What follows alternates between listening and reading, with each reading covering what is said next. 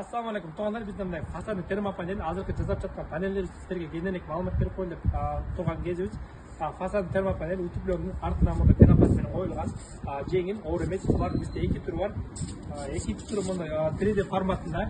Булар фундаментке жана ушундай үйлөрдүн угулдарына коюлат. Фундаментке коем десеңиздер, булардын сиздер каалаган бир цветке боеп беребиз. Алардын өздөрүнүн естественный цвети, белый жемчуг, эч кандай химикатсыз краска жазылган, өздөрүнүн өңүн жоготкойт, гарантия кызматылган жер. Булардын эмнеден жазылат десеңиз, булар азыркы эле фасадка коюлуп жаткан обычный эле сары таштын байдарын жазылган, эч кандай краска же башка кошулган эмес.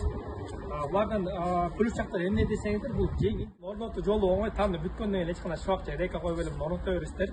Бул эки жол менен жабышат. Биринчисинде клей, экинчисинде мындай өздөрүнүн крепёрлору бар, чиркенде катып кошулган бар, эч кандай кыйынчылыктары жок негизичи.